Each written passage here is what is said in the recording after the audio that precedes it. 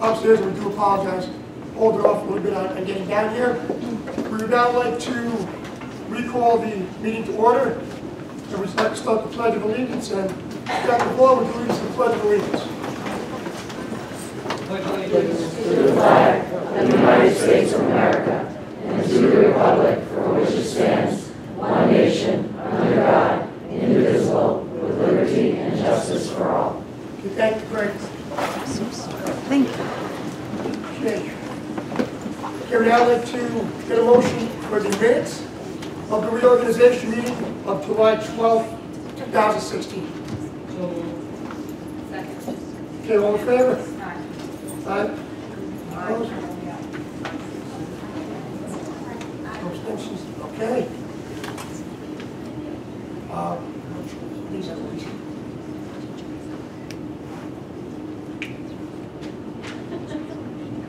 Keep going.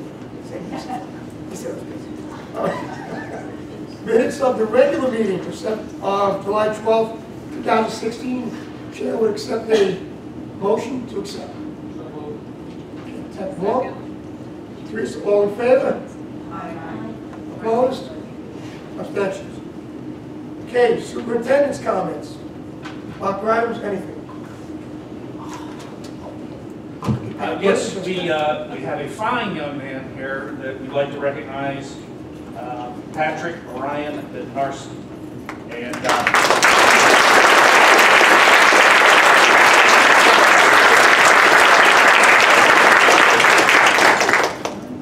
Chief, if you'll come. Sure. Patrick is being recognized.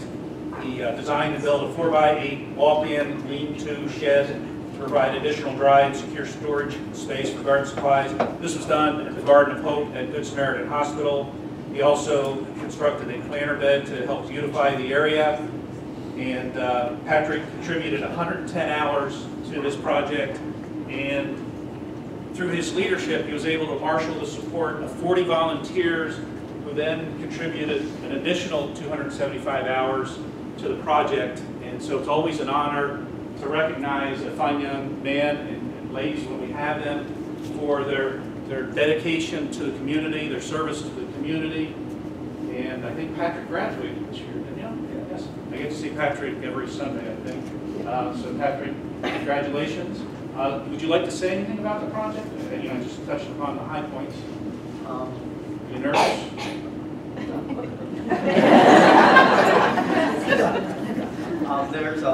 It was a lot of work putting into the project. Just like it was just hard coming up with an idea and then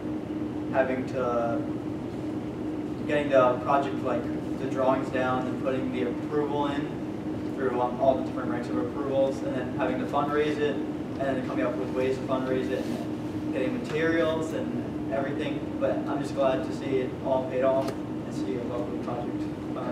How hard was it to get the volunteers? Did your mom and dad help out?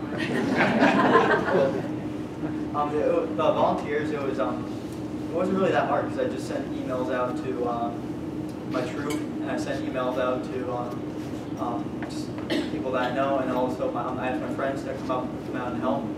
And for senior year, you need to get certain hours, community service hours, so it was easy to ask people to come out and help out for the project. That's great. Thank you so much. I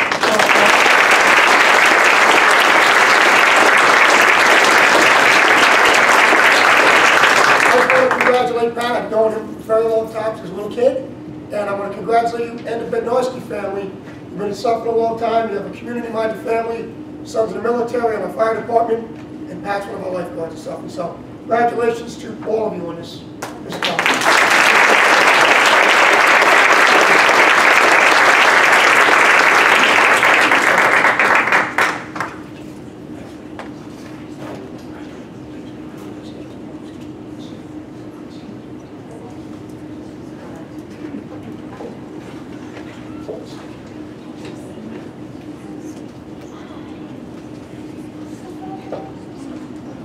The next part of my comments embedded in that is the tax rate calculation, and it's not nearly as exciting as our recognition there of Patrick, but it's something that we have to do in terms of calculating the actual tax rate. We went through the budget process. There's a tax levy of 0, and during that we explained how, even though the levy is 0, the rate itself in all likelihood will be higher for various factors. And I think you also have reserve presentation afterwards. It's Very exciting. not very exciting, but it's something that's important. And we can't forget to sign the approval, or we'll have to individually sign that. So we've got to make sure we do that, or we won't be able to put taxes, which makes it. Is it working into it? Yeah, we good? Okay, so that's a tough act to follow, but congratulations, and then we're going to go through Anthony is here, Teresa, and Anthony is here with me today, and we went through the budget together, and we're going to do a little dual tax rate calculation and the reserves, just to show you the impact of some of the things we said during the budget and how that affects us. So, it works. That didn't work. Yeah, it was a rough year. Oh, there we go. Okay, when you do a tax rate calculation, it's just not, oh, we want to raise this much taxes. You know, it's an easy calculation to do. Both. There are a lot of factors involved. Some of that is the levy, and this year we kept the levy flat. There was no increase in taxes on the part of the Round Central School Board. They made the decision to keep that flat. But the other things that are involved too are the assessed value. We have 3 towns within this school district. Most of it is Ramapo, the town of Ramapo, but we also have some state lands and some other property in Haverstraw, and we have some property in Tuxedo, also state lands. The other things are equalization rates, and I'll explain a little bit about these things. Exemptions also, clergy exemptions, different kinds of that. And the veterans tax exemption. When we did that whole presentation, I think maybe it was in March, April or March, we said that this would have an impact on the tax rate, and it did. And then the end product after all of this is we'll get a tax rate per town for each of the different towns within our district. The tax levy is the total amount of taxes paid by property taxes, which we, of course, was about 168, I believe is the number. It was approved by the voters in May, and that's the property levy, the same exact levy from 15-16 budget is levied for 16-17. The assessed value is totally out of the control of the school district. That depends on different factors, property values within each town, town of Ramapo being our biggest.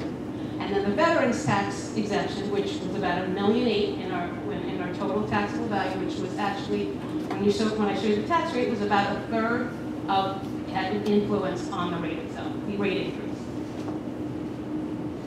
This is just showing a historical view of the assessed value and how it has gone down over the years here in Ramapo Central. From 2003-4, you see, it was over $660 million. At this point, it's $573 million. Almost $87 million decrease. That's a lot of money. And when these tax assessed value goes down, the rest of the people within Ramapo Central pick up the burden.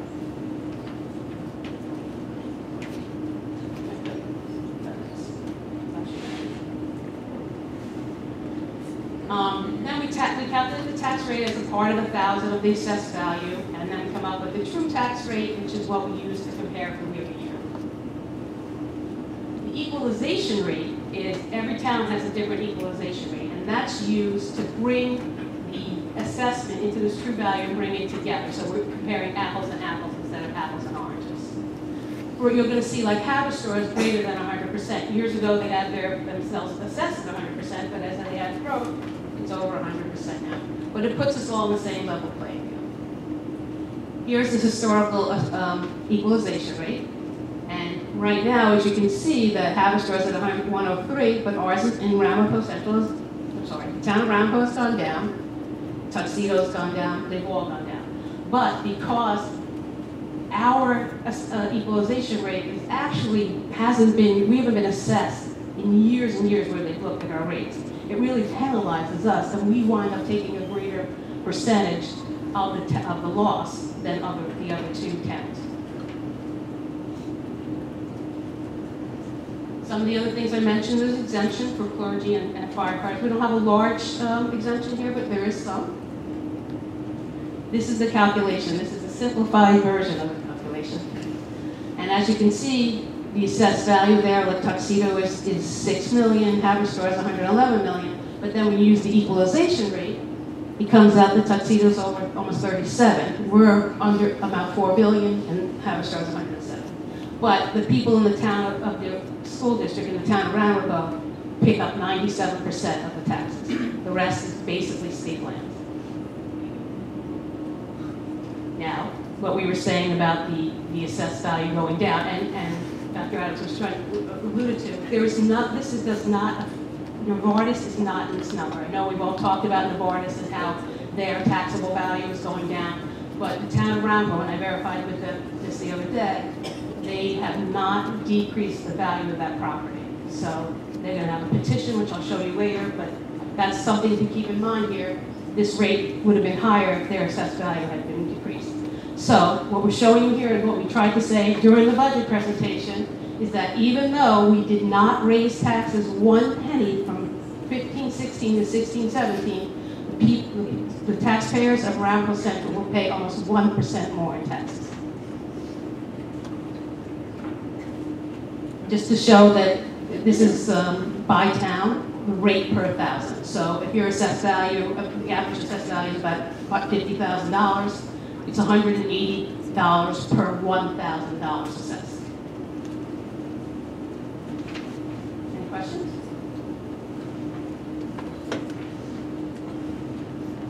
With regards to the, I want to make sure I understood correctly.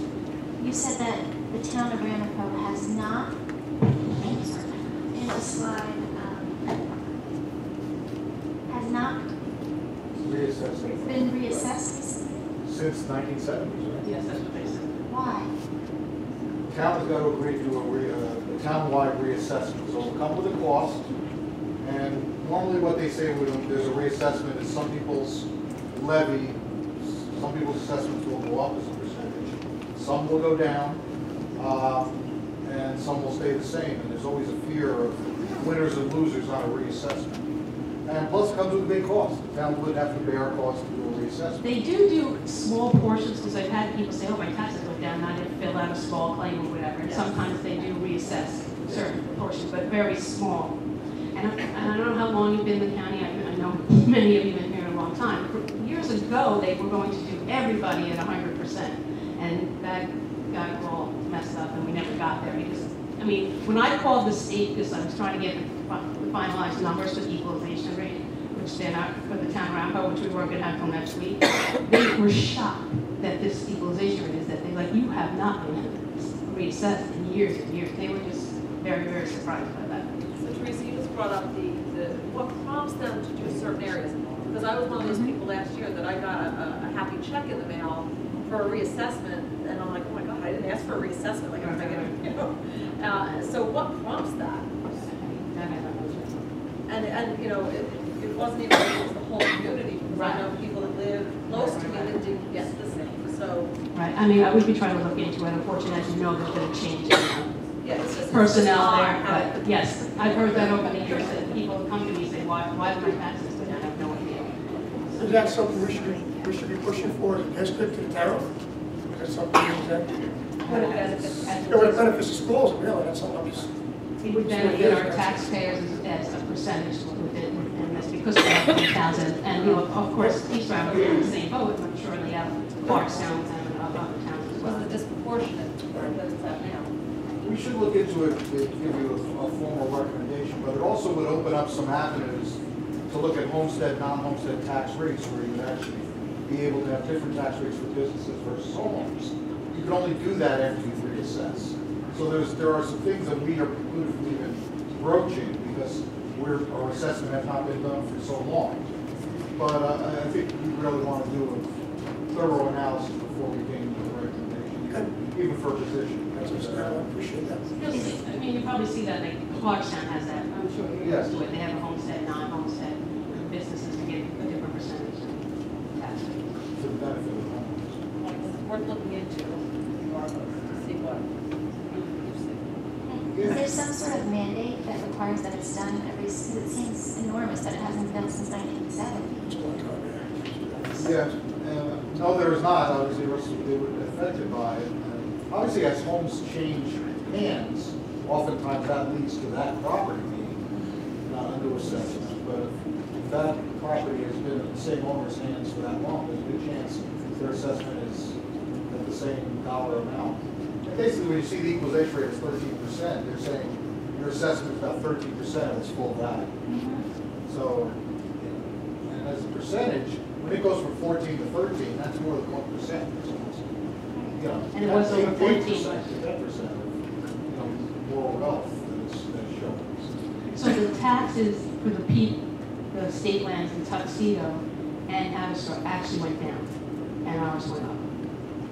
That just tells you how much it affects the equalization and the assessed value of assets. So whose responsibility is it to put together the initial assessment? It can only be done by the assessing jurisdiction, which is the town in this case. They would actually agree. And I spoke to Scott Shedler. I guess he is continually advocating for it. But there's a cost avenue, and there's a little bit of a political part of it too. So that's what's. But I'd like to know at least the next steps. Now, where do we go from here? Who can put together some information, some preliminary information for the board to look at, so we can decide if and how we want to approach it now? I think that would be from us. That'd be great, you do that, I agree. What's a reasonable time frame to allow for that? I think that's hard to answer because there is a change of regime in the town of Brownfield. And right now, the person who is the assessor, Well, I'm just asking for the initial assessment that's going to be done by. Just about what a reassessment would, I know there's been, you could probably get from previous studies on what the cost would have been for the town. Other towns that have done reassessments, what the impact has been. We could definitely do some of that information, get that to the board. It might be in pieces, as we get it, we'll share it with you. I have no problem putting it on my list. Is it unreasonable to ask for something by the next meeting? I mean, I know it's, Labor Day and vacations and stuff, so I don't want to But I have no problem pursuing what we can, and as we get information, we'll share it. I don't know what's easy to get our hands on. that's what I think. It's not a matter of whether we want to do it, it's if we're able to find the person on to do it. Right. It's very different. Thank you, I agree with that. Thank you. Anything else? Okay, so we'll move on to the next. Done yet? The next exciting topic of fund and reserve balance. So we show you this little form every year. We've done it for the last 4 or 5 years. These are the same form, new numbers, but a few more people here this year. Basically, we look at the budget for what we budgeted for 15-16, and then we have a net, what we call a net operating expense, which is basically our expenditures, our revenues, our change in encumbrances. This won't update changes in the reserve, maybe the interest, and we look at that, and then we come up with a surplus or sometimes a deficit. In this case, our surplus was about $63,000. And as you will see in some of the resolutions that we've given to you, one of the things and we've talked about this before, that our capital reserve, this was the last year we could put any money into it.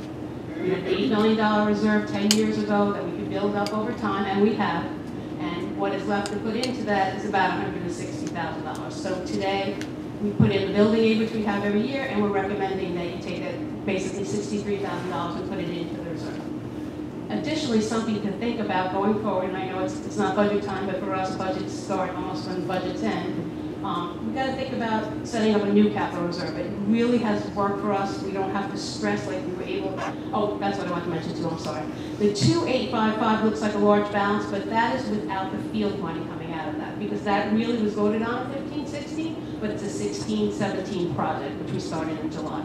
So you'll see the $1.2 million, I guess, out of it. And then we have thoughts of some other things that we want to do with air handling. Yeah, the next thing that's on our list is you actually approve the architect to design it. New air handling system at the high schools, that'll be about, we're getting a budget of around $800,000 for that. So after the fields and after that project, there will probably be $600,000 to $800,000 left in the capital reserve. That was again approved by the voters back in 2006. So I just see that's a small amount of money as projects cost a lot, and we're looking at probably roofs and major things that have to be done. And this district has always been very good about keeping our buildings in shape and making sure we don't get into a place where we have to have huge bond projects to fix our building. So as we go into the new budget season, we got to think about going back to putting out another new capital reserve, which we've had for probably 20 years out there that we've been able to fund, and then spend it as we need it. But it's just something that doesn't, no cost to the taxpayers, additional cost, it's just something that we put in the back here. I could go through the reserves. Unemployment was just a small expense this year, but we actually spoke to the state. As you know, we've eliminated some positions, so we expect to be using that money going forward. The insurance reserve, which we talked about, is the big middle school project that is still not complete, and we thought it would be complete by this year, but we've heard about that, so that's going to take us time to build that down, to use that money, whatever extra money we have to use for this. Debt service is a reserve that's just used to pay down debt. We've had that there since the bond projects, basically, and that's something we've talked about, that in a few years there's going to be a cliff, kind of, where we have this high debt service, and we're going to lose a good amount of our state aid. So at that point, we're going to be using that money. So and it can only be used for the reduction of debt. The tax certiorari, as you know, we had a balance of almost 14 million. Interest goes back into that. And I'm going to show you later that we had new petitions for this year, about 4.5 million, including about $1 million for just Novartis for the 1 year. So there was no change in the assessed value, but we have a petition for them asking for a change in assessed value that's going to cost this district $1 million. So that's why over the last few years we've been about 3.2, 3.3 in petitions, but this year it's a little bit higher. There's a few new ones, as you'll see on the list, but the biggest one is Novartis. What we've done to clarify, and this was the controller's recommendation a few years ago, is you're supposed to take your tax cert, and we have small amounts from almost 10 years ago, but most of them are in the last 3 or 4 or 5 years. And what we do is, to make it clean, we take everything out that's more than 3 years old, and then we reevaluate it. We reevaluate all year long. It's not like something we just look at as we pay it.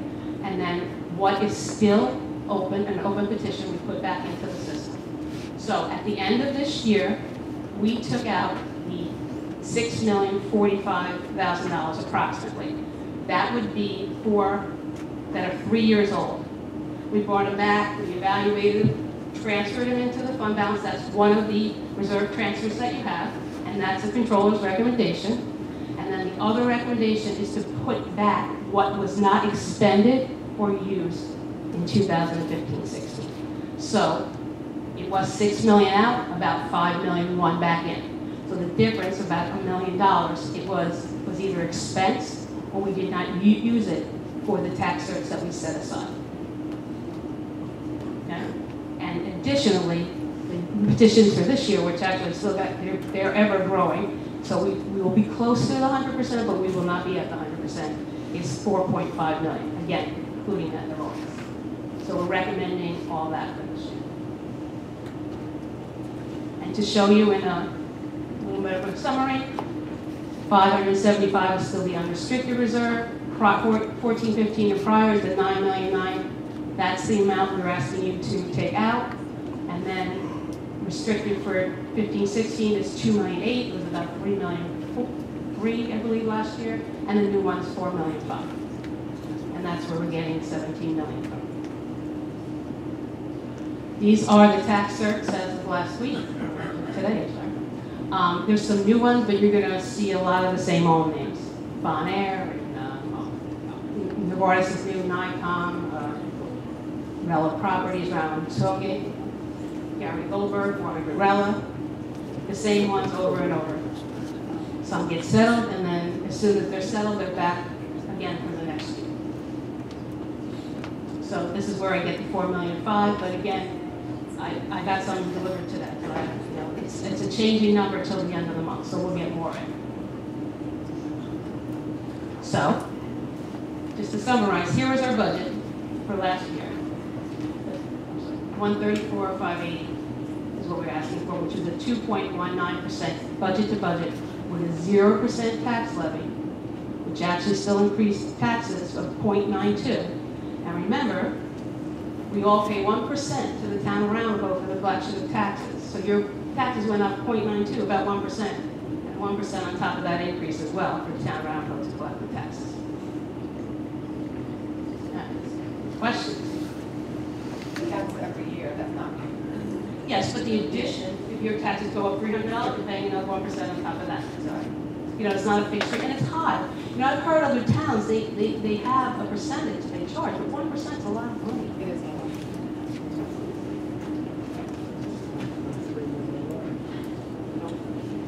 That's it, any questions? Okay, thank you.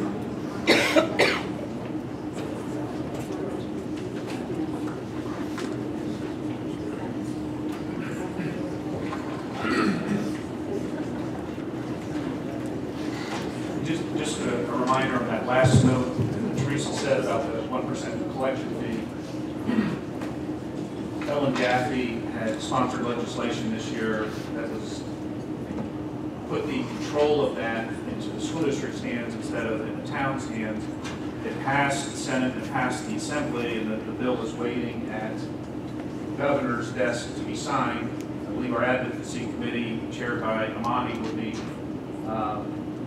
researching that and perhaps coming up with a resolution the next time so as to reduce the tax burden to our local taxpayers.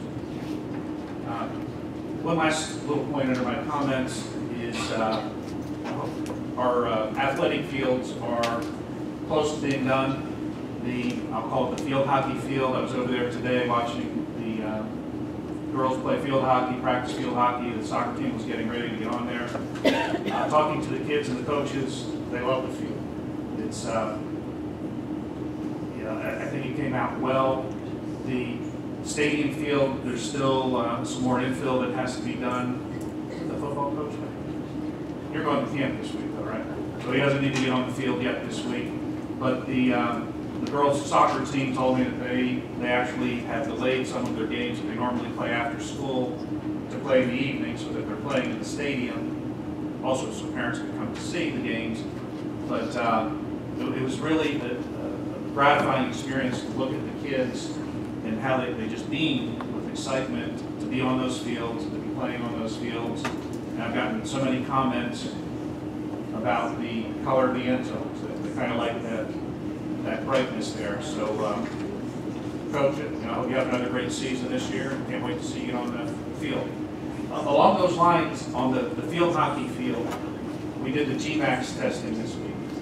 And to put that in perspective, New York State recommends the maximum number be below 200. Our older fields are about 155. We were hoping to get down, or get the new fields down to 110 or below. The testing on 30 different locations on the field hockey field came out to 88.12, which just is a remarkably low number, which is a safe number. And we expect the football field to be just the same. It has a positive impact in terms of reducing concussions, the severity of concussions, and so we're extraordinarily pleased with the GMAX factor on the field. And it doesn't feel mushy when you walk on it. You know, I'm kind of overweight, so I thought I'd sink on the field, but it's really a pretty stable platform, and but just to see the kids smiling, it was just really nice to see. But we'll have more details when the stadium fields come. Is the district planning some sort of Dedication? Yes, dedication, a certain game to celebrate the fields? We're in discussion stages of that. But yes, I think we should. So we can advertise and bring the community together. Absolutely. Thank you. Okay, thank you, Dr. Adams, and thank you for the reports. At this time, I have a public participation on action items only. That includes what's listed from items 2.01, through 2.48. As a reminder, public participation is up to 30 minutes, and each participant would like to speak has 3 minutes to do so. Thank you. Anybody like to speak, please come on up. This is pretty good. Yes, come on. Okay, everybody, guess we could close the public participation on action items only. And At that point, we will take our votes. Yes. Yeah. Action items, we're going to be amending the action items. We're looking to add a 2.48, and I just want to read what it is. It is authorization for Welby, Brady, and Greenblatt to commence an action in Rockland County Supreme Court against DM Restoration based upon their default of the construction contract entered into with the Ramapo Central Schools. Asking that be added on. Let's take a vote on that. Let's take a vote on that. Okay, can I have a motion to accept, to add 2.48 to the agenda? Second. Second, all in favor? I vote yes as well, thank you. I will now entertain a motion to accept items 2.01 through 2.48 as so stated.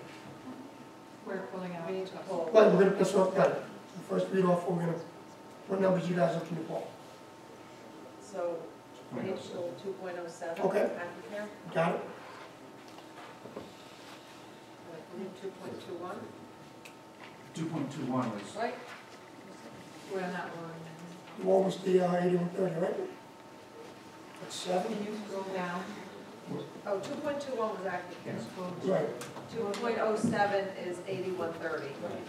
Sorry. Yes. Right? Okay, 221 and, right, correct. The others, we pull them just for So we have 2.07, 2.21, what else?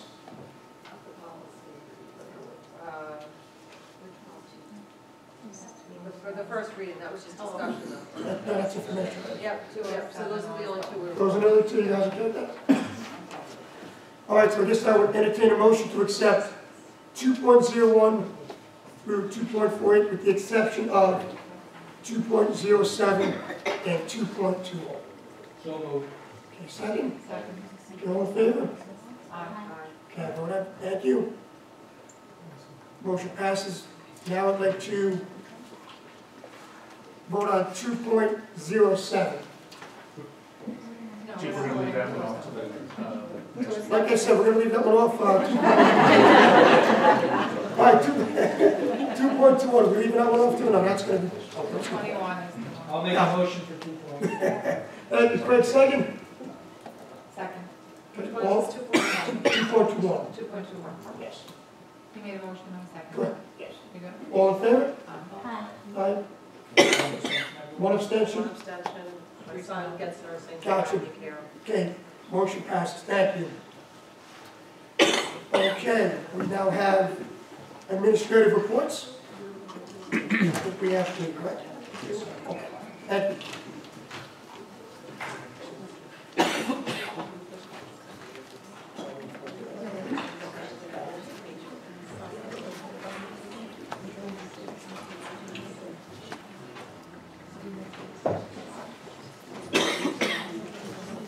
So while we're getting ready, has Grace been on yet? Do we know? Tomorrow. She's on tonight. It starts at 8. All right. So when you go home, make sure to vote, even if you didn't see, go home and vote in time.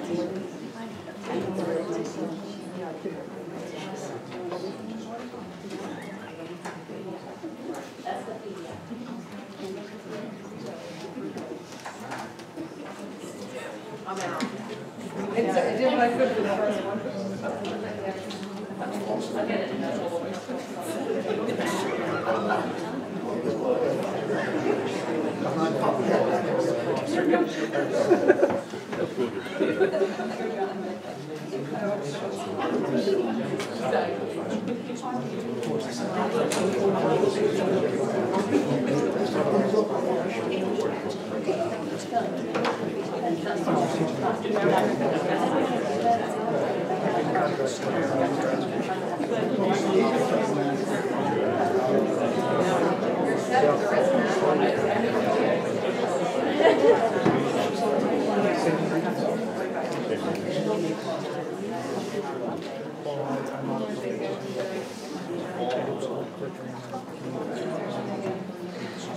All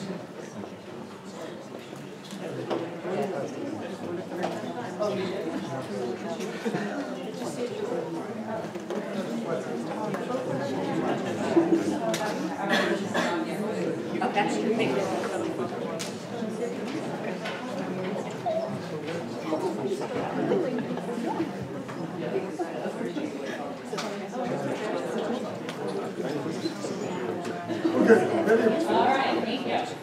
So each year for the last 4 years, at this time of year, I've shared an assessment report, which serves as a summary of some of our standardized, more global assessments that our students take the prior year.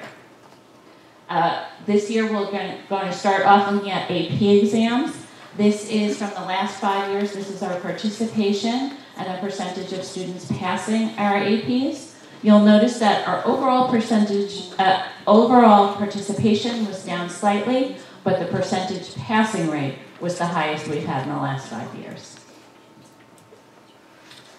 And that passing rate far exceeds both the New York State and the global average.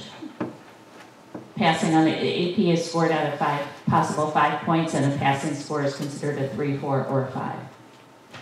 Some of the highlights of this year's APs. On a number of exams, 100% of the students who took the exam earned a 3 or higher, meaning all the students who took these exams passed it. That was chemistry, English language and composition, French, Spanish, statistics, and studio art. Another metric that can be looked at is the mean score. That's the average score that all the students scored.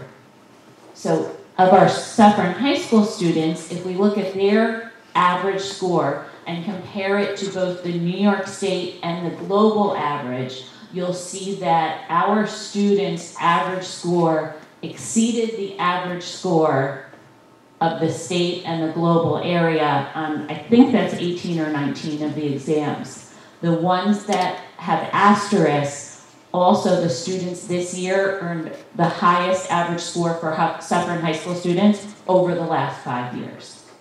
So those are really some areas to celebrate.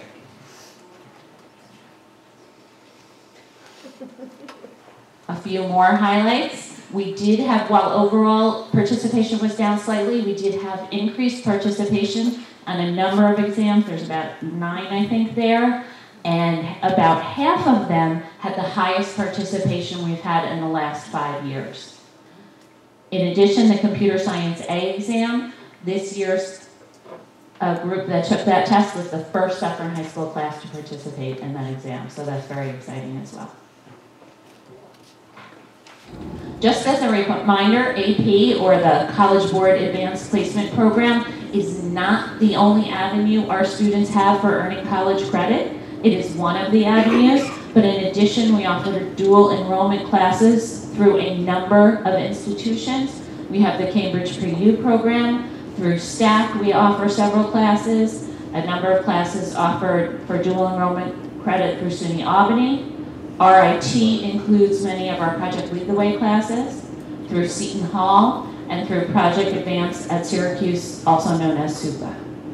So there's many opportunities for students to earn college credits while still in high school.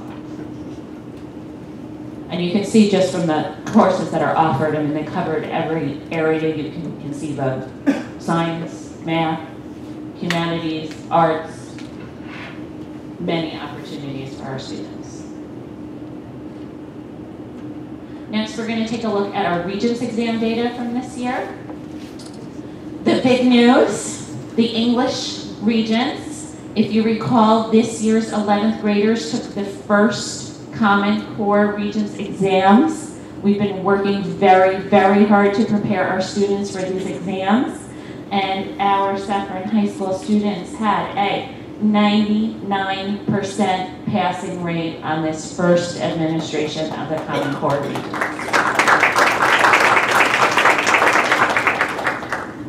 And you'll also see that the mastery rate was 84%, which is an increase even over the old Regents that the students had previously taken. So this is very encouraging, says that the work we've been doing for the last 3 years has really paid off, and we just want to continue the success of our students.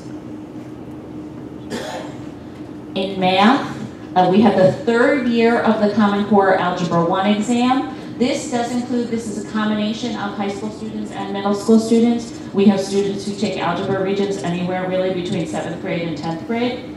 So this is includes all of those students. You'll see that this year we had a bump in the mastery rate for the Common Core, so that's exciting to see. In geometry, which across the state was considered one of the hardest exams teachers had ever seen, that was not just a Suffern High School sentiment.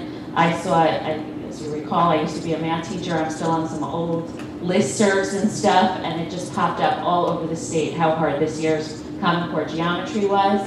And our students definitely held their own compared to last year, even improving slightly in the percentage of students who earned mastery. And that's only the second administration of that exam. The Algebra 2 Trig Common Core Regents was offered for the first time, and our students passed with an 84% passing rate. Again, a wonderfully high percentage.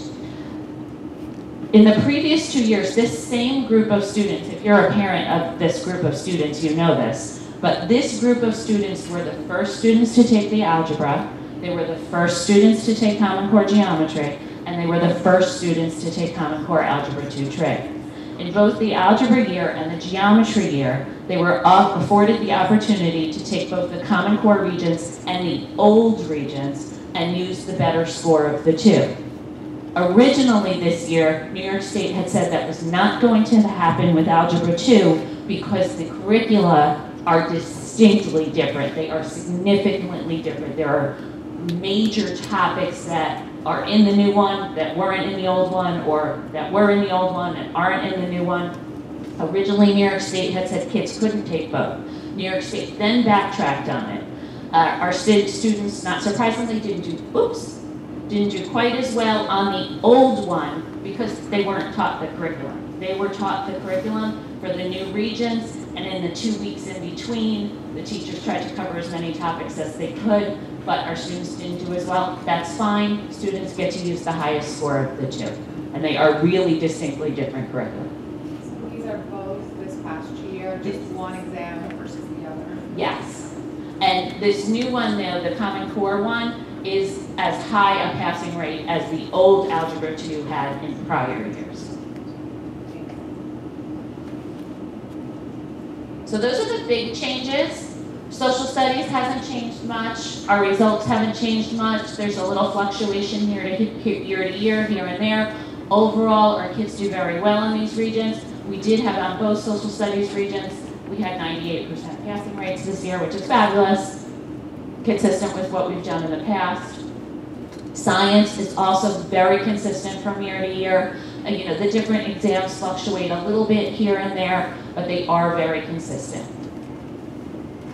I want to talk about a few changes coming up in social studies and science. The state has determined that 2017-18 will be a transition year for the new social studies regents, and that the new global history and geography exam will not be given until June 2019. That's a change for the state. Originally, they had said it would be June 2018, but Commissioner Elliott has said we've moved too quickly in the past. Let's slow it down a little. So they're slowing it down by 1 year. We'll take what we can get.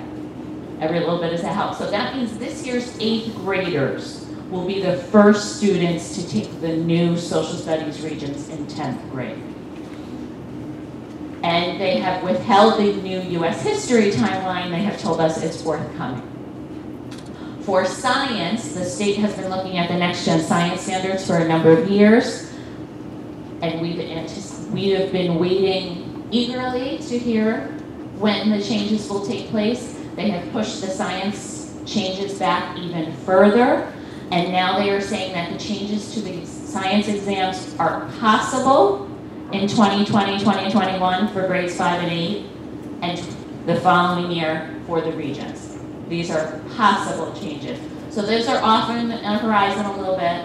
I'm sure my first graders will be taking it, but I'm not sure about my other ones. We'll see about that. So that's sort of what's happening. It's nice to see every year I've gotten up here and told you about all the things that we're changing for next year. It's nice this time to be telling you that the changes are being pushed off a little bit longer and everyone given a little bit more time. Next, we're going to take a look at our 3 through 8 assessment data. And these charts are arranged, I just want to explain the graph a little bit. The top lightest color on the bar is the percent of students who refused the test, who opted out. The middle color is the percent of the total that were proficient. And the dark color on the bottom is the percent of the total number of students who were not proficient. So you can see here we have grade 3, ELA is in pink and red, math is in blue. You can see that approximately a little bit less than a third of our students in grade 3 opted out. You can see in grade 4, and as I flash through quickly, you see those opt-out numbers increase as the grade level goes up. What does that mean? What it means is for this top group, we don't know how they would have done. So it tells us something about the kids who did take it and who was proficient and the percents proficient and non-proficient. But in general, looking at percent proficient is not a valuable number for us to look at, because of the high numbers of students we have who didn't take it. For individual students, it can still be worthwhile, but as a group, it's no longer a worthwhile metric for us to consider. Going through, that's 5th grade, 6th grade, 7th grade and 8th grade, we put ELA on the same screen because I'll get to math is a little bit different. I'll get to that one in a second. In math, gets further complicated because students who take the Regents, which is required, are exempt from taking the state test. So in math, if you take a look at grade 8 in 2015-16, you see that 37% of the students refused, but 42% of the students took and passed the Regents. 3% of the students who took the state test were proficient, and 18% of the total number of 8th graders who took the state test were not proficient. So there's that added layer there of the Regents, which makes things a little more complicated. Once again, it doesn't help us to look at the percent proficient, which is a metric that we always did look at, so that's a little hard to get used to. So what does that mean? How does that impact us? Well, one of the impacts is around AIS, Academic Intervention Services, which is a service we've been required to provide by the state for a number of years. And part of the criteria for that has always focused on scores on the state test. This year, the state has issued new guidance, which they issued on August 9th, and told us we had to have in place by September to address those students for whom we don't have a score. We're going to be fine because the process we had in place covers our students who didn't take the state test anyway. We use our other assessments, we use teacher recommendation, class grades, and we have a lot of other multiple measures we have. But it is sort of a technicality. One of the things with impact of the test refusals is our student-specific information is somewhat compromised. We know for the students who did take the test, we have clear information about them, but we don't have it for the others.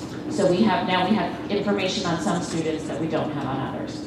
There are curriculum implications. In the past, we've always used this report, which is called a benchmark report, which tells us as a group how our students did on certain standards. And it tells us as a group how our students did on certain standards compared to the state, the region. We can compare schools within the district.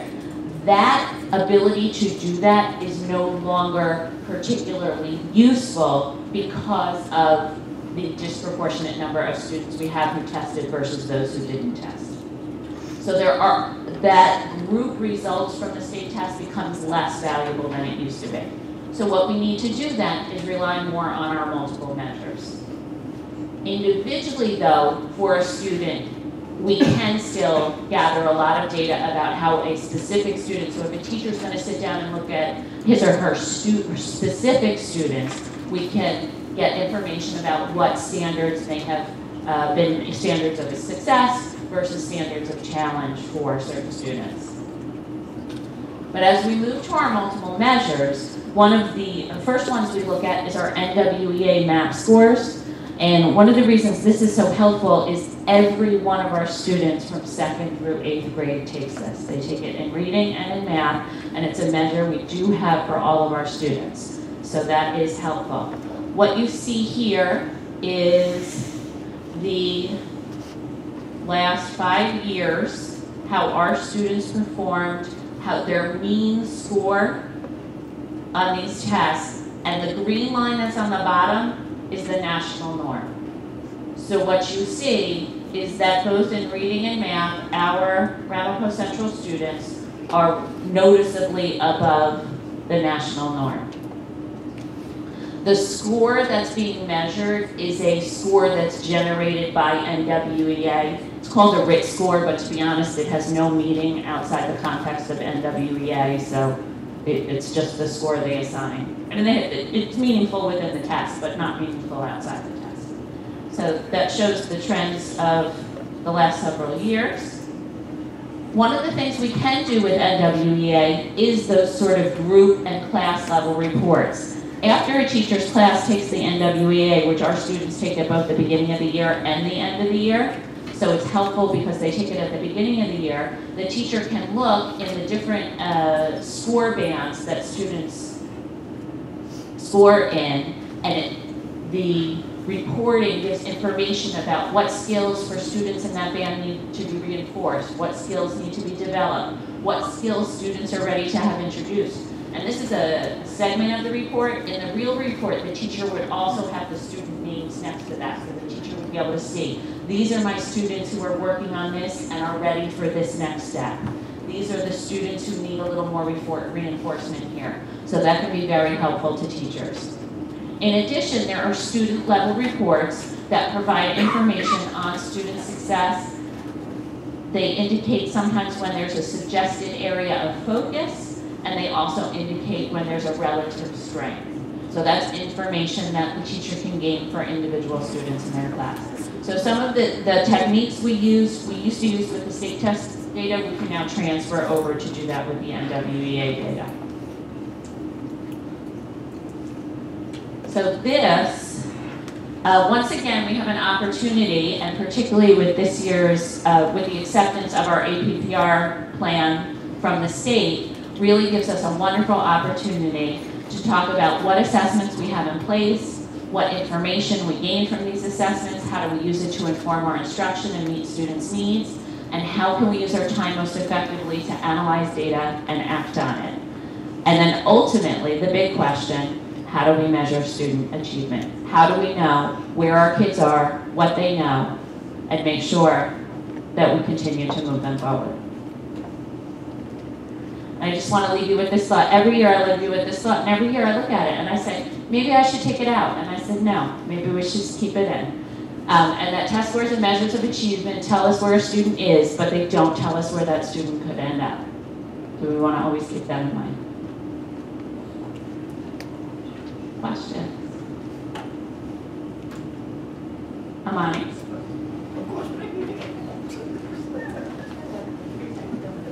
Okay. My first question is regarding the AP exams and where our averages compared to the state and global. So I was wondering if global averages are foreign students taking the same exam, the AP exam administered by our college board. The global average is any student anywhere that is taking, yes, that same exam. Okay. It could be American students in other countries. It could be other countries that use the AP as a measure for themselves. Okay. But have we compared it to our own national students also? They don't, the College Board doesn't provide us that, believe it or not. They give us the state and global. They don't give us the nation. And they make a lot of money.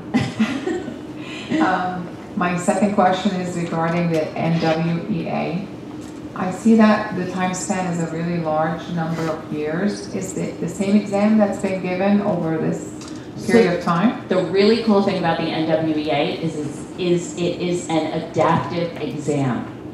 So if Teresa and I sit down to take the test and we're in the same grade and we're the same age, a better example, if my twins sit down to take the test, they start answering questions. The test adapts to whether or not they got questions right. So the test is not a static test. They do cycle in some questions, they do cycle out some questions over the years. They have that advantage because they have so many kids who take the test. You know, if they have a bad question, they throw it out. They have questions that distinguish the different levels, so they use that. They did actually re-norm it. I don't know how much they changed to the test. There are 2015 norms out. I left them out because it doesn't let us do we can't look at it over years if we only have 1 year with the new norm. So that was my new question. My next question was, the norm is from 2011. Do we have a more recent? They re-norm every 4 years. The company does. So we have a 2015. We're still well above it. Thank you. It is higher, but we are well above it. Other questions? With regards to the APs, you said that there was a slight decrease, and you showed us which ones increased in enrollment. So which ones decreased in enrollment? The ones that aren't mentioned, or they stayed the same. There was a couple decreases. In one case, it was a teacher who'd been there a very long time, who retired, who was no longer teaching the course. There were some questions about who would be teaching it, so maybe there wasn't the same sign-up there had been in the past. In a number of cases, many of these courses are singletons. And so in the schedule, they're only offered 1 period a day. Other classes are only offered 1 period a day. They do everything they can to minimize conflicts, but you cannot eliminate conflicts. So sometimes conflicts create a situation where there was an increase in one of these, which meant there was going to be a decrease somewhere else. Was there anything that stood out as significantly low, and are any of these in jeopardy of being dropped? No.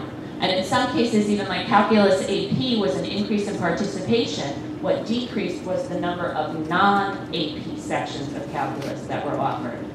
So here there were 2 sections of calculus AB offered, and only 1 or 2 sections of non-AP calculus. So that's where the change took place.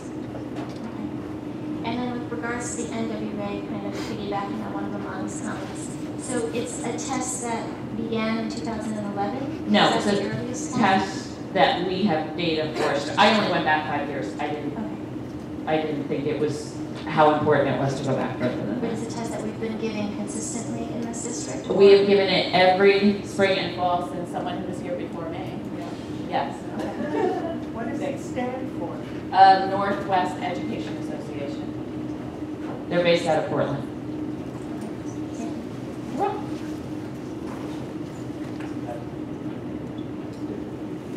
While I understand why you put this together the way that you did, and why when you have such a high percentage of opt-out, it can skew certain numbers. I have to say that I do think it's important to show proficient versus non-proficient for those that actually took the test. So you have that here. So for example, let's pick the first one. Go to the last. Go to the last one. You want me to go to No. grade 3 here? Okay. So this tells me 1/3 of our kids didn't take it. Of the kids who did take it, you picked hard numbers, 41 and 27 are kind of hard numbers to learn. We have a total of 314 students. We did 314 students, say 100 didn't take it. Okay, so we had about 200. Right. So we had about 200 students took it. 214. So 40% of that, 40% of the 314 is... No, these are proficient. These right. 41%. But that 27%, if you just take the 214 that took it. Right. Can we do an easier one right here? I have the numbers already here. Right, perfect. Sure. But it's okay, so 27% is it's a little more than a quarter. You have 100. So we're talking about 80 kids. You have 85 kids Right. Out of 314, Mhm. that were non-proficient. Correct. However, only 214 took the exam. Correct. So 85 out of 214 is 40%. Correct. So 40% of the students that actually took the exam were not proficient. That's correct. Okay. I think that's important to know.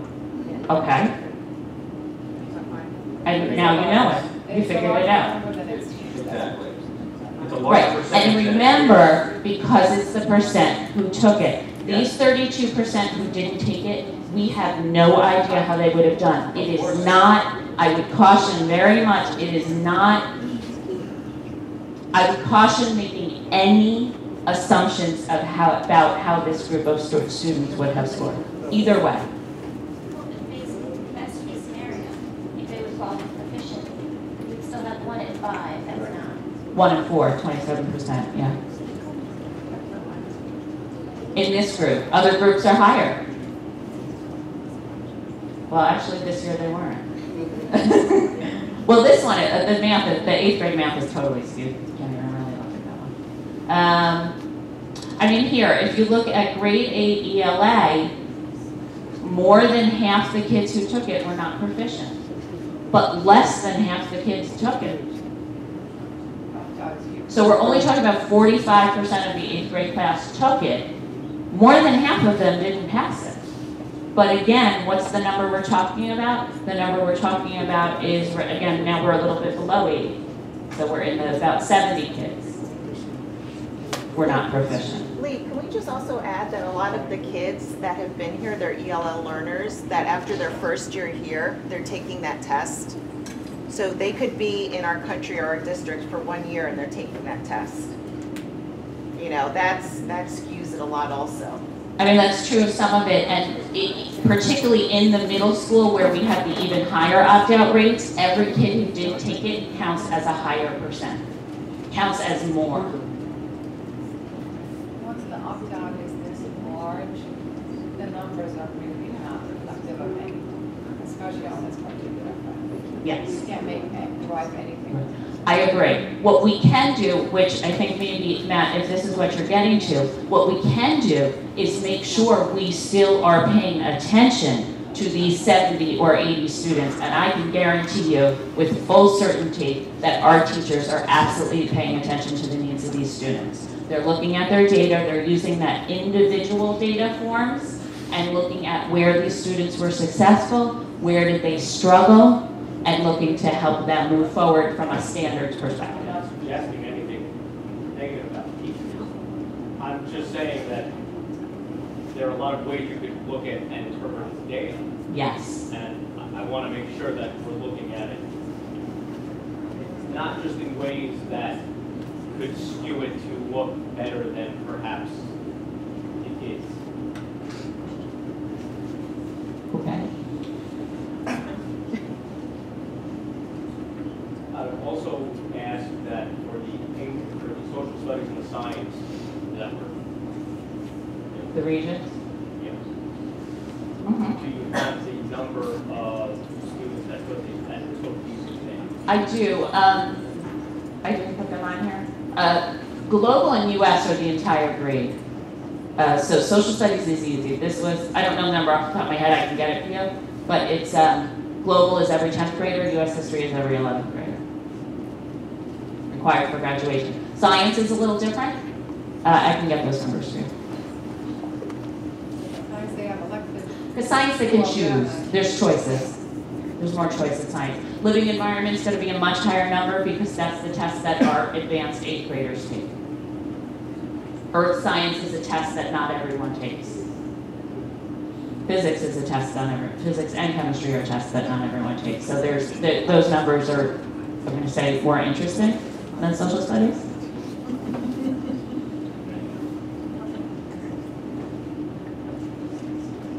Okay, anybody else? Thank you. Thank you, Lee.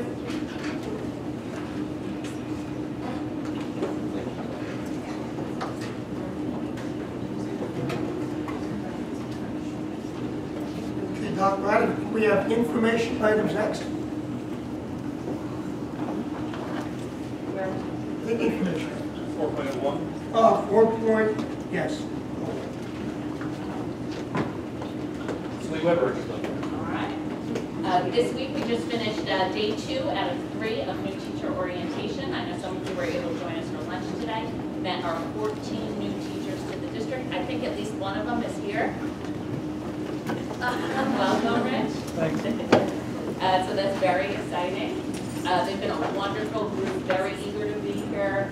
You approved a bunch of them earlier. So you see a large group from the high school this year, a couple middle school, a couple elementary, very dynamic group. We've had some great conversations. We've had an overview of the district, the vision, the mission, the strategic plan, goals and objectives. We've talked about a great growth mindset, technology presentation. Today they have spent several hours with PPS and social emotional learning and DASA. In the afternoon, the high school administration did a great presentation, including Charlotte Danielson and observations and giving feedback to students and just really overall great pedagogical strategies to support student achievement with. Tomorrow morning, we have a little more technology. And then we have the bus tour that they're very excited about. And then in the afternoon, they'll be meeting with the RTA. So they've had an action-packed 3 days. Their heads are probably spinning. But it's been wonderful to get to know them, to meet them, a really exciting and dynamic group. Anything else, Doc? Thank you, Lee. Anything else? Public participation on. One second, Mr. Chief Osborne. Oh, Sorry. Boss. At the last meeting, we had said that we were going to be getting a presentation on the water testing, and from what I understand, that's going to be not at this meeting, but at the next. I believe so, we're talking about that, yeah. And then the other thing that there was kind of a request for was to kind of have a discussion about PR and how to maximize that, and that I also understand will be discussed at the next meeting. Is that I correct? just want to, yeah, okay. That's right on both counts. Okay. Okay. Thank you. Of course. Okay, so a couple of things. I think we need to have a discussion, I've asked for that last time too, regarding the composition of our committees and how they're formed. To be specific, our policy committee, so I'd like to have a discussion. I know it was tabled last time, so please make note of that. And then I know Teresa sent us an update regarding our wellness policy, our student wellness policy on August 5th, that we would expect it within a couple of weeks. I don't know where we're at with that, so if you can please update us. And I found the draft that was available on Google Docs dated in February. So perhaps there was a little confusion. There's a draft that was ready for the policy committee to look at. I don't believe that it was on Andy's desk. I believe it was waiting for the committee to move forward. I know Andy met with the committee earlier this month, so there's been some progress made. So what's the timetable we should expect so we can have a final draft for the board to approve? So as I mentioned last time, the policy did go to the policy committee a few meetings ago back to Andy. We did meet the last meeting. He, I believe, sent a message to the SHAC committee. Yeah. Yes, he did. Yeah. That he was still making some final changes on it. I think it was minor. He took some time off, so we haven't gotten that back in our hands yet. We met at the last policy committee meeting with Andy, I want to say maybe an hour and a half. It would have been a little longer, give or take.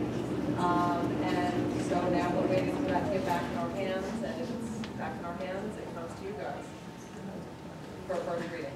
Is there a lot more to be changed, or is it nearing conclusion? We kind of ironed pretty much everything out between the policy committee and Andy, and I don't know what other minor changes. I don't know if Dr. Adams, if you're aware of anything else that you I think Andy's email to the SHAC committee captured it where there's very few changes left to make. Because So, this was the fourth section. Yes. He set to the SHAC Yes. committee. So once we get the final draft, we just need enough time for that, to run it through some of the tools that we can evaluate the final product with before we put it in front of the board. So we'll need more than usual time with this one to run it through the checkpoint. As with everything, you'll get it so that you can have a first reading, and then have any questions that come with that, and then get answers for the questions, whether it's through Dr. Adams, Andy, or the policy committee, and then we'll put it to a vote. Right, but it's the type of thing where the Rockland County Department of Health assisted us in putting it together. So we'd like to give them an opportunity to review it as well and get feedback from them. So maybe, you know, a little longer than usual. Okay. Thank you. Okay, no problem. Okay, public participation on any district business. Once again, 3 minutes per speaker, up to 30 minutes total. Anybody like to join us to have a few minutes? This is good. I like this. That's been easy out here. This is the first meeting out of enough. John's going to jump up any minute. Anybody at all? Did great. I appreciate that. All the comments to the superintendent? I would just like to thank everybody for their attendance tonight. I know it's not easy to come out during the summer, especially. We're a couple of weeks from the teachers joining us and starting school 2 weeks in a day. And I sense why many people have come out. And I just want to extend my appreciation for you being here to lend support to the school district and the school board and some of the difficult decisions that we have to make. It certainly generated some interest by others, and so it's nice very nice to see all of you out there in support of our school board and school district. So I want to thank you very much. Thank you, Dr. Adam. And prior to adjournment, I just want to reiterate the same in regards to supporting us, and also a lot of teachers and our administrators and staff up here. I want to wish all of you a great year. You do an excellent job in our schools with our kids, and we appreciate it. I think I speak for every one of us up here. And have a great year, and if we can help you, we're here for you. And I'd like to have a motion to adjourn. So moved. So move. Bruce, the second one, and have a great summer.